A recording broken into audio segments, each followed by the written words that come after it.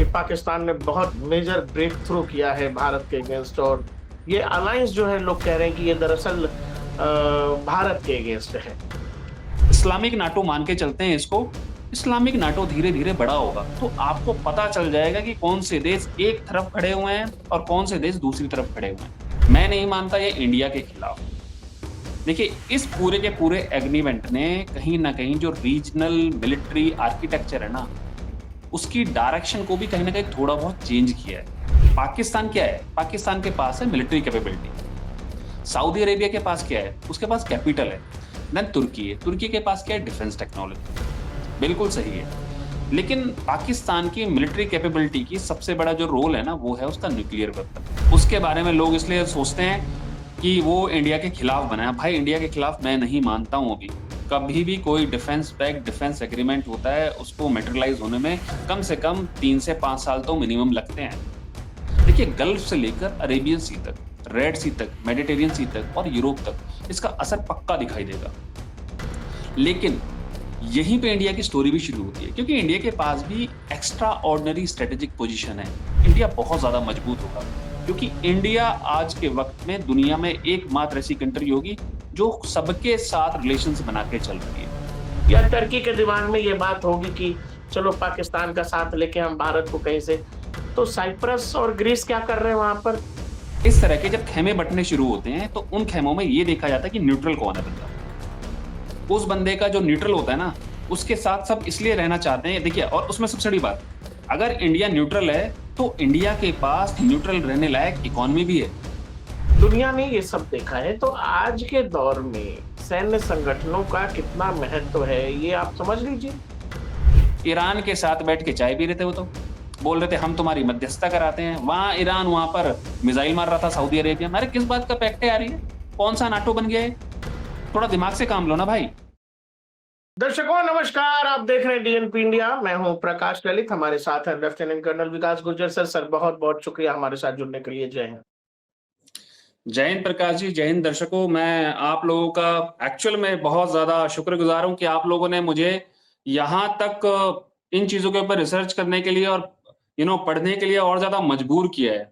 और साथ में मेरी आप लोगों से मैं थोड़ा सा एक खफा भी हूँ कि आप लोग मुझे यहाँ डीएनपी इंडिया पर तो सुनते हैं, लेकिन जो मेरा अपना चैनल है बूट्स एंड बॉर्डर्स, आप मुझे वहां पर सुनते नहीं है और वहां पर मुझे देखने के लिए नहीं आते हैं, जहां पर मैं बहुत ज्यादा रिसर्च करता हूँ और बहुत ज्यादा मेहनत करता हूँ। तो आप मेरा साथ मेरे चैनल बूट्स एंड बॉर्डर पर भी दीजिए।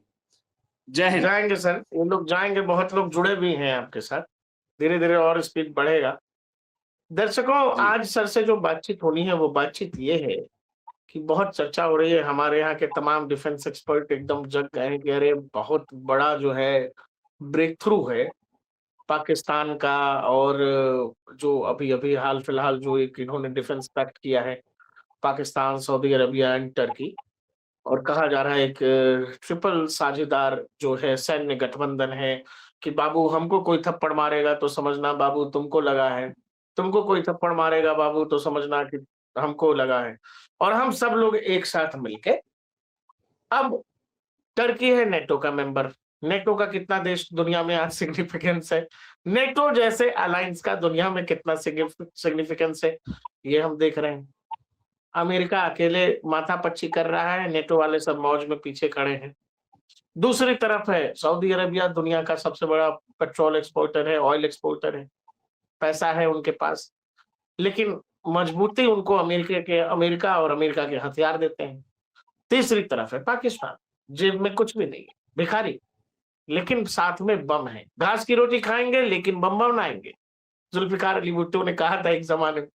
तो ये जो अलायंस है हमारे यहाँ, देखो हम तो सेना से भी नहीं जुड़े हुए हैं, लेकिन हम जितना डिफेंस देखते पढ़ते समझते हैं उसमें हमको ये लग रहा है कि इसका कोई मतलब है नहीं।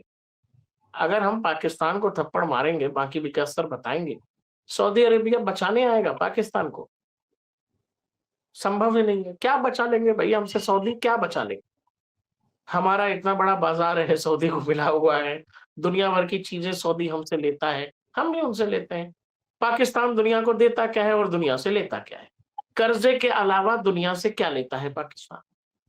ज्यादा होगा कचौरी जी, भाई साहब कुछ डालिए इसमें। ये हाल है और इस तरह का ये डिफेंस पैक्ट है। विकास सर, लोग बहुत चिंतित है कि पाकिस्तान ने बहुत मेजर ब्रेक थ्रू किया है भारत के अगेंस्ट, और ये अलायंस जो है लोग कह रहे हैं कि ये दरअसल भारत के अगेंस्ट है। प्रकाश जी, मैं एक चीज बोल दूं दर्शकों को कि एक्चुअल में ना हमारे यहाँ पे जो हमारे डिफेंस एक्सपर्ट हैं, जो स्ट्रेटेजिक एनालिस्ट हैं, जो इन सारी चीजों के ऊपर ध्यान दे रहे हैं, वो सारी चीजें कहीं ना कहीं अपने परम्यूटेशन कॉम्बिनेशंस लगा रहे होंगे।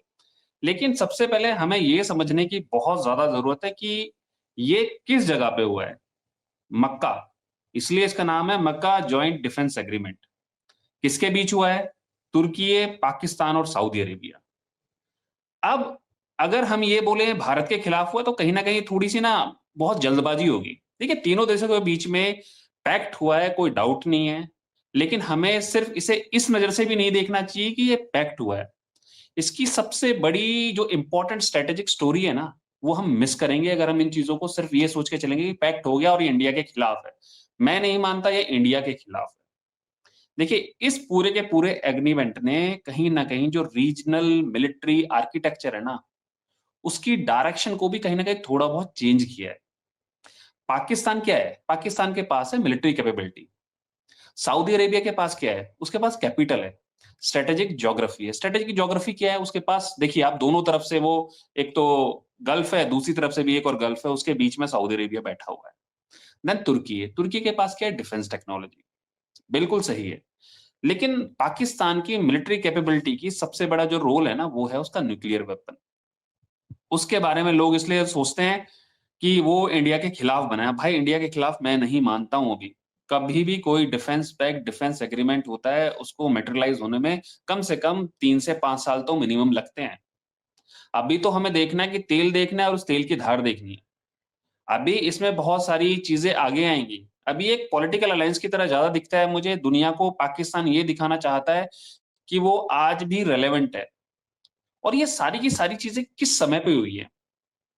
देखिए, जब तीनों की जो कैपेबिलिटीज है ना, आप इन तीनों को एक जगह लेके आएंगे, इनकी इंटेलिजेंस को लेके आओगे, इनकी टेक्नोलॉजी को साथ में लेके आओगे, इनके डिफेंस प्रोडक्शन को साथ में लेके आओगे।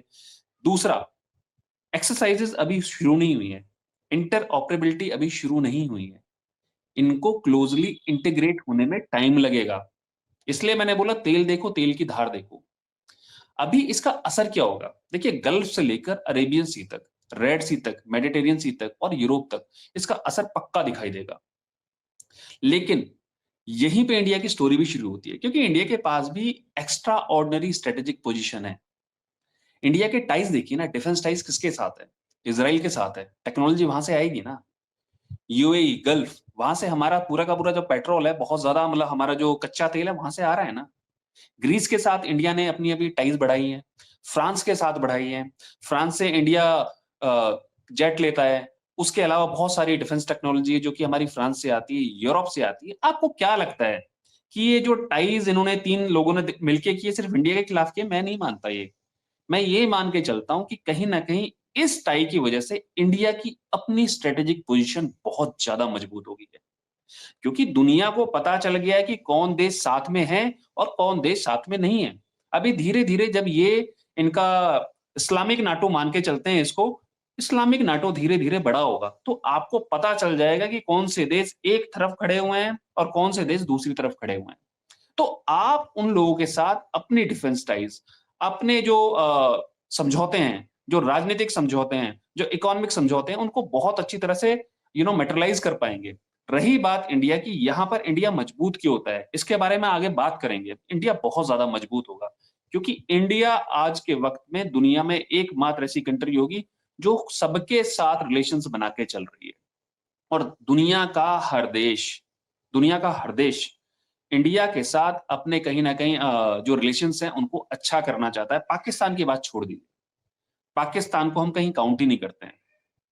इसके बारे में हम बाद में बात करेंगे, लेकिन अभी सिर्फ इंडिया की स्टोरी के ऊपर बात करते हैं, क्योंकि दुनिया ने ना, और पिछले 36 घंटों में जब से ये डिफेंस पैक्ट इनका बना है, दुनिया में बिल्कुल अलग से एक वो बन के आ गई है। नई तस्वीर समझने में आ रही है लोगों की, अरे भाई ये तो बिल्कुल सब कुछ खत्म हो गया है, सब कुछ चेंज हो गया है और सारी चीजें कहीं ना कहीं इंडिया के खिलाफ चल रही। अरे भाई, उसका डीपली सोचो ना, उसके डीप में जाओ। उस पैक्ट से इंडिया की स्ट्रेटेजिक लिवरेजिंग कितनी बढ़ गई है। अरे जेडी वेंस अमेरिका कहाँ इंडिया से बात करने के लिए तैयार नहीं हो रहा था। भाई कॉल करके आ रहा भाई स्पेशली, क्यों कॉल करा उसने? वो तो तुम नहीं देख रहे हो। इज़राइल का जो प्रधानमंत्री है वो कॉल करके आ रहा है, जस्ट इसके बाद हो रही हैं सारी चीज़ें। रशिया बोलता है कि इंडिया के साथ उनको अपना रेलवे लाइन बिछानी है। अरे भाई बिछानी है ना, तो इसका मतलब अचानक से क्या हुआ? सब कहीं न कहीं इंडिया के ऊपर दाँव खेलना चाहते हैं। उनको पता है इंडिया ही एकमात्र ऐसा देश है जो इस पूरे के पूरे साउथ एशियन रीजन के बैलेंस को बनाकर चल सकता है, और इंडिया की ज़रूरत सबको है। सबसे बड़ी चीज़ ये है, आप यूएस को ले लीजिए, जापान को ले लीजिए, ऑस्ट्रेलिया को ले लीजिए, ये सारे के सारे जो क्वाड मेंबर्स हैं ना इंडिया के साथ, ये अब देखिएगा आने वाले टाइम में क्वाड बहुत ज़्यादा मजबूती से आगे बढ़ना शुरू होगा, क्योंकि अब सब लोगों को समझ में आने लग गया है कि दुनिया का पूरा बैलेंस चेंज हो रहा है। एक दिन मैंने अपना उस पे बनाया था वर्ल्ड वॉर 3 कि ये हो सकता है ये चल रही हो। देखिए, हमेशा लड़ाई ही वर्ल्ड वॉर 3 नहीं होती है।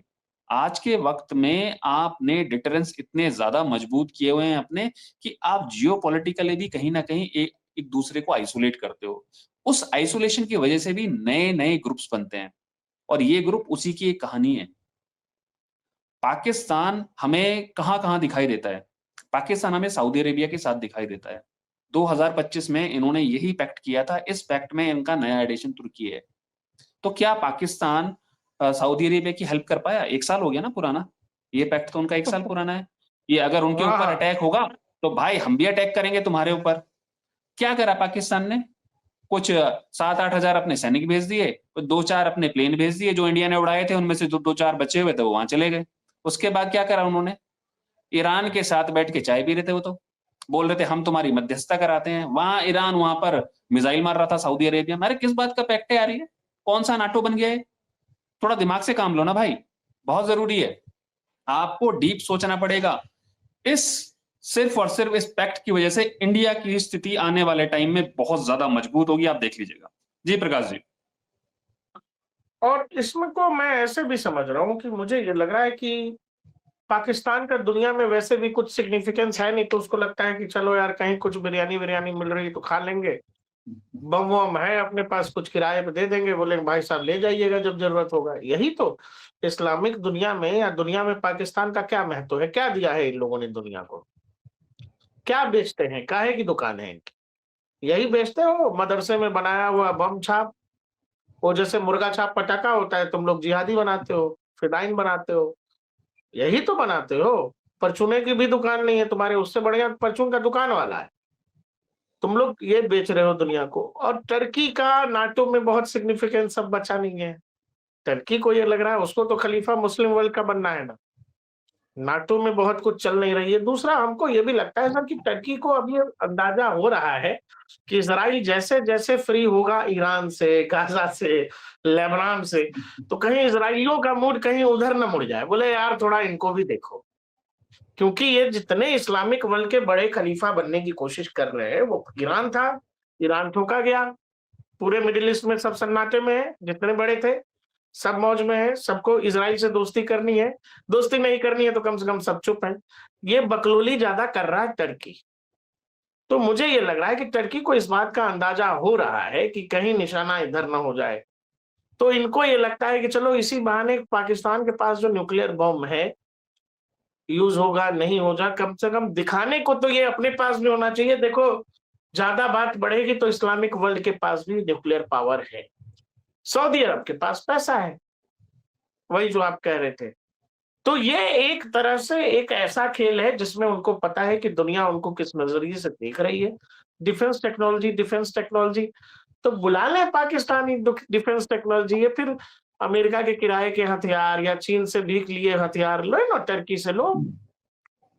टर्की से एक हथियार लीजिए, बहुत डिफेंस टेक्नोलॉजी है उनकी। और तुमको लगता है इंडियन ओशन में या अरब सागर में आके टर्की अगर 2 वॉरशिप भेज देगा तुमको कराची बेस पर, तो तुम लोग बच जाओगे? ये बड़ा मुश्किल काम है, नहीं बचा पाएँगे वो लोग। और एक और चीज़ तो है सर, उनको ये लग रहा है शायद अगर ये भारत के खिलाफ 1% भी है, या टर्की के दिमाग में ये बात होगी कि चलो पाकिस्तान का साथ लेके हम भारत को कहीं से, तो साइप्रस और ग्रीस क्या कर रहे हैं वहाँ पर? साइप्रस और ग्रीस का भी तो वही मोमेंटम है कि हमको मोदी जी चाहिए, हमको भारत चाहिए, हमको इज़राइल चाहिए।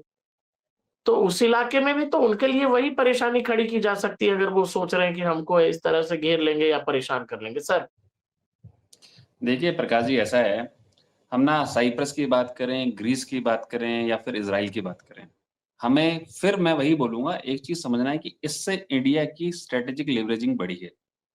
पूरी दुनिया में इंडिया अब कहीं न कहीं रेलेवेंट ज़्यादा होगा। ज़्यादा लोगों को इंडिया के साथ खड़ा होने की ज़रूरत होगी। क्योंकि देखिए, जब भी इस तरह की चीज़ें आती हैं ना, कभी भी आएँगी, इस तरह के जब ख़ैमे बँटने शुरू होते हैं, तो उन ख़ैमों में ये देखा जाता है कि न्यूट्रल कौन है बंदा। उस बंदे का जो न्यूट्रल होता है ना, उसके साथ सब इसलिए रहना चाहते हैं, देखिए, और उसमें सबसे बड़ी बात, अगर इंडिया न्यूट्रल है, तो इंडिया के पास न्यूट्रल रहने लायक इकोनॉमी भी है। इंडिया के पास अपनी डिफेंस पावर भी है। इंडिया की डिफेंस पावर के साथ-साथ हमारा अपना राजनीतिक रिलेवेंस है, जियोपॉलिटिकल रिलेवेंस है। और पूरे के पूरे जो देखिए, इस दुनिया के अंदर हमेशा से कहा जाता है, इस दुनिया के ऊपर वही राज करेगा जो इंडियन ओशियन के अंदर जितने भी सी लेन्स हैं, उनके ऊपर अपना वर्चस्व रखेगा। धीरे-धीरे इंडिया की जो नेवी है ना, वो बड़ी होती जा रही है। अगर इंडिया की नेवी धीरे-धीरे बड़ी हो रही है, तो इंडियन ओशियन रीजन के अंदर किसका वर्चस्व होगा? इंडिया का होगा। अगर इंडिया का वर्चस्व है, तो क्या आपको लगता है ये देखिए, आज मैं एक चीज़ और बोल देता हूँ। ये जो डिफेंस पैक्ट हुआ है, अपना पाकिस्तान, सऊदी अरेबिया और तुर्की के बीच में, ये ऐसा नहीं है कि ये 3 देशों तक ही रहेगा। ये और ज़्यादा बढ़ेगा। और भी देश इसमें आएँगे। उसमें बांग्लादेश भी आएगा और बहुत जल्दी आएगा, आप देखिएगा। उसका रीज़न है। प्रकाश जी, इसको नोट कर लीजिएगा, इसके बारे में बात करनी है हमें, क्योंकि ये बताना बहुत ज़रूरी है कि बांग्लादेश का क्या इसके अंदर जो त्रिकोण है, वो चतुष्कोण कैसे होगा, वो हम पक्का देखेंगे।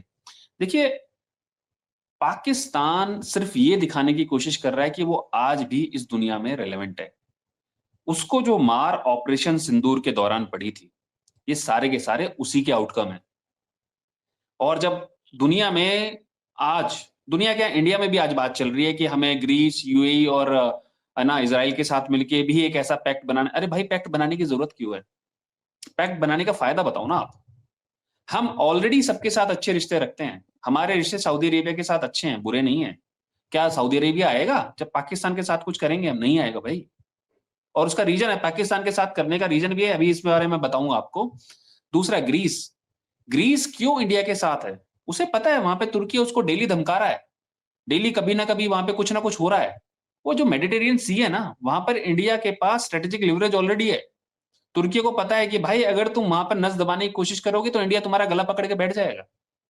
और रही बात पाकिस्तान की, पाकिस्तान आज के वक़्त में इंडिया के सामने कहीं भी नहीं टिकता है। आपने उसके जो न्यूक्लियर वो था ना, बुली था, वो बोलता रहता कि मैं न्यूक्लियर फायर कर दूँगा, मैं यहाँ फेंक दूँगा, वहाँ वो कर दूँगा। उसकी भी हवा निकल गई है अभी। ऑपरेशन सिंदूर ने अब पाकिस्तान तो के काइंड सारे के ऑफ सारे यही कह डब्बों दिया की हवा कि चल निकाल दी। तुझे फेंकना है तो फेंक, फेंक ना, चल फेंक ले कुछ एक नहीं बार। होगा, कुछ भी नहीं होगा। प्रकाश जी, मैं वही चीज़ बता रहा हूँ कि दुनिया ना बहुत ज़्यादा इन चीज़ों को घना लेने की कोशिश कर रही है, लेकिन घना किस तरह से? आप थोड़ा-सा घुसिए उन चीज़ों के अंदर और सोचिए कि आने वाले समय में इनके नुकसान क्या होने वाले हैं। पाकिस्तान, सऊदी अरेबिया और तुर्की कहीं न कहीं एक तरह से इस्लामिक वर्ल्ड में बादशाह बनने की कोशिश कर रहे हैं, खलीफा बनने की कोशिश कर रहे हैं। लेकिन वो खलीफा किस दम पे बनना चाह रहे हैं? आज अमेरिका उसके साथ खड़ा था। जब ऑपरेशन सिंदूर हुआ था, उन्होंने बस जाके उसके तलवे चाटे अमेरिका के और ट्रंप के पास जाके 2 उन्होंने चाय परोसी। उसके बाद हुआ क्या? कि हाँ, पाकिस्तान ने बोला कि ट्रंप ने सीज़ फायर कराया है। वहाँ चाइना चुपचाप बैठा है, अपने वेपन्स दे रहा है। लेकिन आपको लगता है इस तरह के पैक्ट करने के बाद पाकिस्तान आइसोलेट नहीं होगा? इन देशों से कहीं न कहीं अलग नहीं होगा? देखिए, अभी ब्रिक्स सम्मेलन होने वाला है। उस ब्रिक्स सम्मेलन से पहले और इस पैक्ट के बाद जेडी विंस, मैंने ये अपने इसके ऊपर आज मैंने एक पूरा आर्टिकल लिखा है अपने एक्स हैंडल के ऊपर इसी के बारे में, कि ऐसी कौन-सी मजबूरी थी कि जेडी विंस को आज इंडिया को कॉल करने की ज़रूरत पड़ी। कि कहीं न कहीं हमें दिख रहा है कि रोज़ नई खबरें आती हैं कि आज इंडिया के ऊपर नया टैरिफ लगा दिया जाएगा, टैरिफ को बढ़ा देंगे, इतना कर देंगे, उतना कर देंगे। कहीं न कहीं इंडिया और जो यूएसए हैं उसके रिश्तों में कहीं न कहीं आपको खटास देखने के लिए मिलती है, लेकिन वो इतने भी ज़्यादा दूर नहीं हुए हैं। दोनों को पता है कि उन्हें एक-दूसरे की ज़रूरत है। और इसी बात को लेकर मैं फिर ये बोलना चाहूँगा, जब जेडी वेंस इंडिया को कॉल करते हैं और इंडियन प्राइम मिनिस्टर से बात करते हैं, भारत के प्रधानमंत्री से उन्होंने क्या बात करी होगी?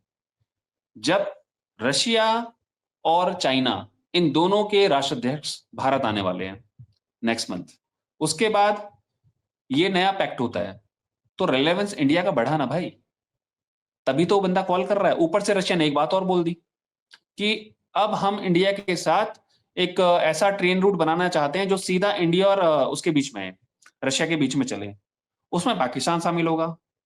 मैं ये चाहता हूं, देखिए थोड़ा सा हम डाइसेक्ट हो रहे हैं टॉपिक से, लेकिन मैं ये चाहता हूं अगर इंडिया को रशिया के साथ ये पैक्ट करना है, ये बहुत इंपॉर्टेंट पैक्ट है, ये बहुत इंपॉर्टेंट एग्रीमेंट होगा अगर दोनों के बीच में रेलवे लाइन चल जाए, ये रशिया के लिए भी अच्छा होगा और इंडिया के लिए भी अच्छा होगा।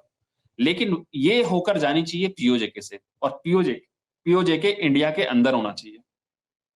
उसके लिए हमें आज से ही कार्रवाई करनी शुरू करनी पड़ेगी, क्योंकि आज पीओजेके जल रहा है। आज आपको साथ देने वाले पीओजेके में बहुत मिलेंगे, लेकिन जब धीरे धीरे धीरे धीरे स्थिति वहां पर शांत होगी, तो क्या आपको लगता है आपको स्ट्रेटेजिक लेवरेज मिलेगा? आपको वो लोग आपका साथ देंगे? आज आपका साथ दे सकते हैं। आज इस तरह के जो पैक्ट हुए हैं वो ग्राउंड के ऊपर मेटेरियलाइज नहीं हुए हैं, लेकिन हो सकता है 3 से 5 साल के समय के दौरान शायद ये ग्राउंड के ऊपर मेटेरियलाइज होना शुरू हो जाए। बट फिर भी इंडिया के अगेंस्ट इतना जल्दी मेटेरियलाइज नहीं होंगे, लेकिन कहीं ना कहीं पाकिस्तान को अपना डर है। और वो डर है कहां से? तुर्की को अपना डर है, जो आप बात कर रहे थे ना, मैं उसी बात पे आ रहा हूं कि उनको अपना डर है। वो इसराइल मारेगा उनको, कि जब इसराइल ने पहले हमास को मारना शुरू किया था तो ईरान ने बड़ा छाती चौड़ा करके बोला था हम ये करेंगे वो करेंगे। आज ईरान पिट रहा है, ईरान को रोज मिसाइलें पड़ रही हैं। तुर्की ने बोलना शुरू किया, तुर्की के आसमान के आसपास मिसाइलें गिरी, तुर्की थोड़ा सा चुप हुआ।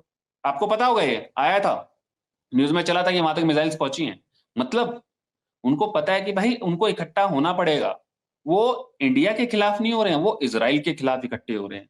वो इसराइल हाँ, को न्यूक्लियर डिटरेंस दिखाना चाह रहे हैं। हमें ये चीज समझनी है, लेकिन इस पैक्ट का फायदा इंडिया की पोजीशन को और ज्यादा स्ट्रांग करता है और ज्यादा मजबूत करता है। देखिए जितना भी गल्फ रीजन है, रेड सी है, स्वेज है, मेडिटेरियन है और यूरोप है, ये कहीं ना कहीं अब इंडिया के लिए एक बहुत बड़ा लेवरेज बन रहा है स्ट्रेटेजिक। यहाँ पर जो भी कंट्रीज है वो सारी की सारी ऐसी नहीं है कि वो पाकिस्तान के साथ रहना चाहती है, सऊदी अरेबिया के साथ रहना चाहती है या फिर तुर्की के साथ रहना चाहती है। उनको सिर्फ अपनी इकोनॉमी से मतलब है, उनको टेक्नोलॉजी से मतलब है, उन्हें अपना जो ज्योग्राफी है उसको लेवरेज करना है, उसका फायदा उठाना है अपने लोगों के लिए। कोई डिफेंस पैक्ट नहीं करना चाह रहा है, लेकिन हाँ, इंडिया की स्थिति इससे बहुत मजबूत हो रही है और बहुत फायदा होगा। जी प्रकाश जी। लोगों को ये तो सोचना पड़ेगा ना कि नाटो है, नाटो दुनिया का सबसे बड़ा सैन्य संगठन है। यूक्रेन को बोला इन लोगों ने कि हम नाटो में मिलाएंगे, नाटो में मिलाएंगे। कितने नाटो के देश मिल रहे हैं यूक्रेन के साथ और लड़ रहे हैं, हथियार दे रहे हैं, पैसा दे रहे हैं, चल रहा है। लड़ना यूक्रेनियंस को ही है। अभी नेटो के ही मेंबर्स तमाम बोला दुनिया का सबसे बड़ा सीरियस संगठन, ग्रीनलैंड पर सब आमने सामने हो गए, पूरा यूरोप और अमेरिका। रोज गाली दे रहे थे ट्रम्प की, भाई साहब हमारे पैसे पर ये पल रहे हैं, हम ही को आंख दिखा रहे हैं, ये हमसे कैसे बकवास कर सकते हैं। दुनिया ने ये सब देखा है। तो आज के दौर में सैन्य संगठनों का कितना महत्व है ये आप समझ लीजिए। अरे भाई, आप ये समझिए कि जब अमेरिका अकेला हो गया, बुला बुला के अरे आ जाओ, ये नाटो के देशों को जो है कोई नहीं आ रहा है, ये तो तेल, हमारे पास तो तेल का भंडार है, ये तेल तो तुम्हारा ही है। उनमें से कोई नहीं आया। तो जब वहां कोई नहीं आया, वो अमेरिका जो पिछले 100 साल में कोई युद्ध अकेले नहीं लड़ा, वो अफगानिस्तान में अकेले नहीं था, वो सीरिया में नहीं था, इराक में अकेले नहीं था, सब जगह तो सबके साथ लड़ा सर वो। और बिल्कुल वहां बिल्कुल। इजराइल की लड़ाई में उसको अकेले रहना पड़ा, कोई साथ नहीं आया। तो आपको लगता है कि पाकिस्तान को थोपियाया जाएगा जब, तो सऊदी अरब बचाएगा पाकिस्तान को भारत से, या बांग्लादेश बचा लेगा? हाँ, ये वो वाली बात है कि अपने मुंह मियां मिट्टू वाली की, मतलब हमारे पास चार अगल बगल चार लोग हैं तो हम थोड़ा टाइट होके चल सकते हैं, लेकिन दोस्त पहलवान एक भी अगर मजबूत मिल गया तो चारों पांचों को पटक सकता है। और कई बार क्या होता है कि एक पिट रहा होता है, वो जो पिट रहा होता है उसको देख के चारों पांचों भाग लेते हैं कि यार ये तो बहुत मारेगा। क्या इस तरह के सैन्य संगठनों का कोई क्या मतलब है सर? अब पाकिस्तान के लिहाज से हम ये देखें तो पाकिस्तान अब अपने आप को ऐसे देख सकता है कि वो आगे बढ़ के कर्जा मांग सकता है सऊदी अरब से, भाई साहब अब तो हम लोग रिश्तेदार हो गए, थोड़ा और पैसा दीजिए। टर्की से भी यही कहेगा कि अब तो हमारा खून का रिश्ता हो गया, अब तो देखो हम संबंधों में बन गए, कुछ पैसा दे दो। तो वो जो आप कहते हैं कि मतलब थोड़ा-सा ये हो गया, ये पाकिस्तान का लिवरेज है कि वो पाकिस्तान कर बिल्कुल सकता सही, है अब, बिल्कुल, खुले में कर बिल्कुल। सकता है। हाँ सर। देखिए प्रकाश जी, पाकिस्तान इस वक़्त जितने भी पैक्ट्स के अंदर जा रहा है, जितने भी समझौते कर रहा है या कहीं भी मीडिएशन करने की कोशिश कर रहा है, वो सिर्फ़ एक लिवरेज चाहता है सबसे, वो है उसकी इकोनॉमी। पैसा। उसको वो रिवाइव करना चाहता है। कहानी हमेशा सिक्के के दूसरे पहलू में होती है। सिक्के के उस तो पहलू में नहीं विकास होती साहब, जो टॉस करने के बाद नीचे गिरता है। कर्जे जी के प्रकाश जी। पैसे से कोई रिवाइव हुआ है? बिल्कुल, बिल्कुल, बिल्कुल। मैं कर्जे वही के पैसे कहना से चाह रहा रिवाइव हूँ। होगा कोई? वही मैं कहना चाह रहा हूँ।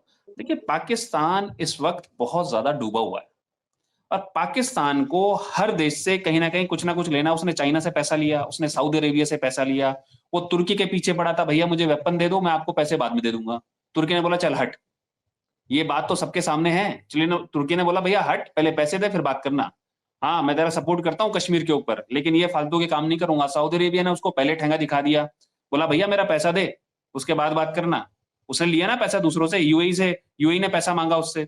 ऐसे कौन है जिससे देखिए एक ना कहानी है, ऐसा कौन-सा गानी जिसको उसने डसा नहीं। सबको तो डसा है पाकिस्तान ने। पाकिस्तान ने यूएसए को डसा हुआ है, पाकिस्तान ने चाइना को डसा हुआ है। अब देखिएगा सऊदी अरेबिया भी डसा जाएगा, तुर्की भी डसा जाएगा। ऐसा कोई नहीं है। मुल्ला मुनीर एक ऐसा इंसान है जिसने पाकिस्तान को गर्त में डाल दिया है। पाकिस्तान इस वक़्त सिर्फ़ और सिर्फ़ अपने रोनों के चक्कर में इतना अंदर से परेशान है कि वो दुनिया का जो बोलते हैं ना ध्यान है, उसको अपनी तरफ से भटकाने की कोशिश करता है। आप पीओजे के देख लो, जल रहा है, बलूचिस्तान जल रहा है, खैबर पख्तूनख्वा में डेली कोई ना कोई ब्लास्ट हो रहा है। डेली पाकिस्तान के जो सैनिक है ना, वो कहीं न कहीं मर रहे हैं। किसकी वजह से? वो पाकिस्तान की अपने कर्मों की वजह से हो रहा है। अब आती है ये जो पैक्ट है। देखिए नाटो अभी बात कर रहे थे आप भी, नाटो आज के वक़्त में अपना रेलेवेंस धीरे-धीरे खो रहा है। अभी अपना इसने क्या बोला यूएसए ने कि भाई अभी हमने जब ईरान के ऊपर मिसाइलें बरसाना शुरू किया, आप लोग हमारे साथ नहीं आए। आपने फिर बोला कि सिर्फ बोला कि आ जाओ हमारे एयरबेस यूज़ कर लो और हम कुछ नहीं करेंगे, हम तुम्हारे साथ नहीं आएँगे। हम इटली तुम्हारे साथ नहीं इटली खड़े ने हैं। तो एयरबेस भी नहीं दिया। बिल्कुल। अब आप ये देखो जब कहीं और कुछ होगा, तो आपको क्या लगता है कि अमेरिका आएगा? अमेरिका ने बोल दिया भाई मैं तुम्हारे साथ नहीं आऊँगा। बेशक वो आ जाए, लेकिन वो सिर्फ एक बात पे आएगा कि उसे कहीं न कहीं स्ट्रैटेजिक लिवरेज लेना होगा। उसको कहीं न कहीं नुकसान हो रहा होगा और ये यूरोप को पता है कि अगर यूरोप से कोई कंट्री रशिया की तरफ जाती है, तो अमेरिका की स्थिति कमज़ोर होती है। आज तो सिर्फ तुर्की एक नए पैक्ट के अंदर जा रहा है। हो सकता है आने वाले टाइम में 10 और देश इसी में शामिल होंगे। उन देशों का क्या करोगे? कहाँ तक सबको रोकोगे? इसका मतलब नया वर्ल्ड ऑर्डर बन रहा है। उस वर्ल्ड ऑर्डर में इंडिया की स्थिति बहुत ज्यादा मैं बोलूं ना सेंटर में है। ऐसा कोई कंट्री नहीं है जो इंडिया के साथ अपने रिलेशंस को मजबूत नहीं करना चाहता। पाकिस्तान को छोड़ दीजिए, पाकिस्तान भी ये चाहता है कि अगर भारत में ये वाली गवर्नमेंट नहीं होती, दूसरी होती तो उनके रिश्ते अच्छे होते। उनके घर टमाटर पहुंच रहा होता सस्ता, उनके घर प्याज पहुंच रही होती है सस्ती, उनको और भी कुछ मदद मिल जाती। लेकिन इंडिया ने सारे रास्ते उसके बंद कर दिए। बोल दिया भैया अपने टेररिस्टों को हटाओ। जब टेररिस्टों को हटाओगे, इनके इंफ्रास्ट्रक्चर को हटाओगे, उसके बाद ही तुम्हें कुछ हमारे से बात करने का मौका मिलेगा। वो पाकिस्तान कर नहीं पाया। प्रॉब्लम्स यही है सारी की सारी। जब आपके पास एक ऐसी लीडरशिप आ जाए जो बहुत मजबूती से फैसले लेती है, इसमें हमें क्रेडिट देना पड़ेगा और बहुत जरूरी है। हमारे देश की इस जो मजबूत लीडरशिप है, इसने इन चीजों को कहीं ना कहीं मेटेरियलाइज करवाया है।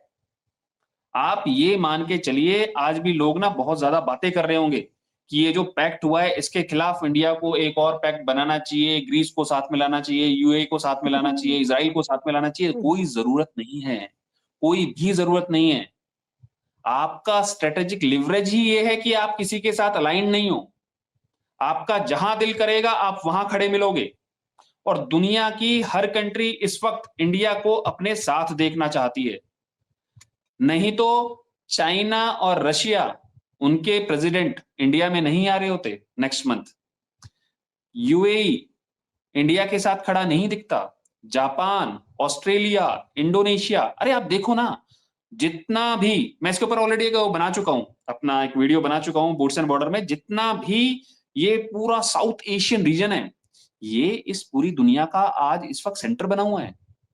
लड़ाई बेशक ईरान में हो रही है, बम बेशक वहां पे बरस रहे हैं, लेकिन सारी दुनिया चारों तरफ यहीं पे घूम रही है। अब आती है बांग्लादेश की बात। प्रकाश जी, जो मैंने बोला था ना आपको कि बांग्लादेश को नोट करके रखिएगा, मुझे ये लगता है कि अब इस नाटो के अंदर जो इस्लामिक नाटो इनका बन रहा है, इसमें बांग्लादेश कहीं ना कहीं खड़ा हो सकता है आगे। और वो क्यों खड़ा होगा? देखिए, पाकिस्तान ने ऑलरेडी बांग्लादेश के अंदर अपना जमावड़ा शुरू कर दिया, वहां पर अपनी पैठ बनानी प्रॉपर शुरू कर दी है। आईएसआई ने अपने हेडक्वार्टर्स जो वहां पे बना रखे हैं, या फिर बांग्लादेश को अलग अलग हिस्सों में बांटा हुआ है 5, उनका काम क्या करना है? वहां पर लोगों की साइकी को धीरे धीरे चेंज करना है, डिजिटली चेंज करना है। अब डिजिटली धीरे धीरे उनके दिमाग में ऐसे नासूर डालना शुरू कर रहे हैं, एंटी इंडिया थॉट्स डालना शुरू कर रहे हैं। इससे होगा क्या? आज तारिक रहमान वहां पर बैठा हुआ है, बेशक इंडिया से बातें होनी है, इंडिया ने उसको ब्रिक्स सम्मेलन में बुलाया हुआ है, हो सकता है वो ब्रिक्स में कुछ सालों में शामिल भी हो जाए, लेकिन फिर भी बांग्लादेश को वो एक डर दिखा के रखेंगे। वो डर क्या होगा? वो डर होगा कि अरे भाई, इंडिया तुम्हें कभी भी मजबूत नहीं होने देगा, तुम्हें किसी और के साथ नहीं जाने देगा। इंडिया ने कार्ड खेला था, मैं कार्ड नहीं बोलूंगा, लेकिन इंडिया को एक कार्ड खेलना चाहिए था अपनी शेख हसीना। शेख हसीना को अभी इन्होंने पिछले हफ्ते ही वो लाइव आई। बेशक इंडिया ने नहीं बोला होगा लाइव आने के लिए, लेकिन फिर भी वो लाइव आई, उन्होंने बात बात करी लोगों से, उनको बताया अपने जो पार्टी के लोग थे कि भाई मैं आने वाली हूँ दिसंबर में। लेकिन मुझे लगता है कि उनका ये इंटरव्यू अगस्त की बजाय अप्रैल में होना चाहिए था। ये उस वक्त इंटरव्यू होना चाहिए था जब तारिक रहमान मलेशिया जा रहे थे, जब तारिक रहमान चाइना जा रहे थे। ये इंटरव्यू उस वक्त आना चाहिए था, उनको तब इसकी घोषणा करनी चाहिए थी। अब इसकी प्रॉब्लम क्या आएगी? अब इस आज अगर शेख हसीना वहां पर पहुंच जाती हैं और जो उन्होंने सोचा हुआ है वो चीजें मेटेरियलाइज नहीं होती है, तो होगा क्या? अगर इस वक्त जो बांग्लादेश के अंदर गवर्नमेंट है वो अपने इरादों में सफल होती है, तो कुछ ही महीनों के अंदर या कुछ एक साल के अंदर बांग्लादेश आपको चौथा देश मिलेगा इस नाटो के अंदर, इस इस्लामिक नाटो में।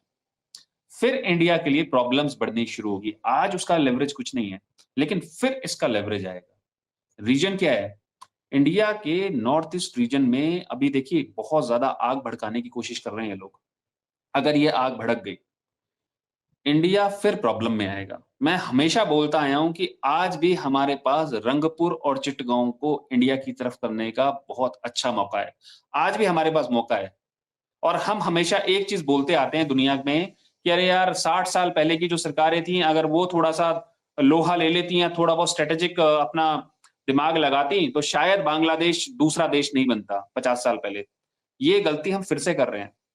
हमें ये मौका किसी और को 50 साल बाद बोलने के लिए नहीं देना है कि भाई अगर हमने ये सोच लिया होता तो ये रंगपुर और चिटगांव इंडिया का होता। देखिए धीरे धीरे जब एक, देखिए आज 3 कंट्रीज हैं, वो 4 भी होंगी, 5 भी होंगी, 10 भी होंगी, तब इंडिया के ऊपर उसका दबाव बढ़ेगा। और तब अगर ऐसा कुछ होता, देखिए 100% होगा कि बांग्लादेश इस वक्त किसकी झोली के अंदर बैठा हुआ है? पाकिस्तान की। या तो शेख हसीना वहां पे दोबारा से आएंगी। अगर वो दोबारा से आती है तो ये सारी की सारी चीजें कहीं ना कहीं खत्म हो जाएंगी, ये प्रॉब्लम्स खत्म हो जाएंगी, ये जो इस वक्त एंटी इंडिया सेंटिमेंट्स वहां पे, वो चीजें खत्म होंगी। लेकिन हमें इन चीजों को सिर्फ अभी के वक्त में नहीं देखना है, आगे के वक्त में देखना है। आज से 3 से 5 साल बाद देखना है कि अभी इसका रेलेवेंस, मैं बोल रहा हूं, इंडिया के लिए नहीं है इस इस्लामिक नाटो का, लेकिन आने वाले समय में जब इसकी तादाद बढ़ेगी तो प्रॉब्लम्स हमारे पास शुरू हो सकती हैं। लेकिन फिर भी इंडिया को किसी एक ग्रुप में जाने की जरूरत बिल्कुल भी नहीं है, कोई जरूरत नहीं है। जी प्रकाश जी। समझ रहे हैं दर्शकों? तो इसीलिए ये ऐसा भिखारियों की महफिल से ज्यादा वो मत हुआ करिए परेशान। पैसा चंदा वंदा हो तो सिक्का खनका के मारिए, वैसा। जब पाकिस्तान पैक्ट कर लिया, पाकिस्तान ये करेगा वो करेगा, पाकिस्तान पिछले 70 साल से कर ही रहा है। एक सरकार आई है पिछले 10-12 साल से, वो कह रही है करता क्यों नहीं है, करके तो दिखा। पूछते हैं, उनकी हालत आपको पता है। बाकी देखते रहिए डीएनपी इंडिया, हर खबर भरोसे के साथ। अच्छा सुनिए, कर्नल साहब का जो है अपना एक चैनल भी है, सर ने बताया वीडियो की शुरुआत में, बूट्स एंड बॉर्डर के नाम से चैनल है यूट्यूब पर। सर को ज्यादा से ज्यादा सपोर्ट करिए, जरा फॉलो करिए सर को, सब्सक्राइब करिए, लाइक करिए, शेयर करिए, इनके वीडियोस बहुत शानदार होते हैं। सर एक्स पर भी है, एक्स पर सर अपने थॉट्स शेयर करते हैं और वहां से भी सर को आप फॉलो कर सकते हैं। हाँ sir. Thank you Prakash ji मेरे को सपोर्ट करने के लिए। मैं दर्शकों से भी यही चाहूंगा कि मेरे को पक्का सपोर्ट करिए, बिकॉज जो मैं लेके आता हूं मैं बहुत रिसर्च करके, बहुत समय निकालने, मुझे समय बहुत ज्यादा निकालना होता है क्योंकि समय मेरे पास होता नहीं है। तो आपसे एक ही गुजारिश रहेगी कि मेरे वीडियोस को लाइक करिए, सब्सक्राइब करिए और पक्का देखिए। आपको कहीं ना कहीं एक डिफरेंट एंगल से नॉलेज मिलेगी। बाकी देखते रहिए थैंक यू हमारे इस सर। एनालिसिस को। Thank you. जय हिंद, जय जय हिंद सर। भारत। जय हिंद।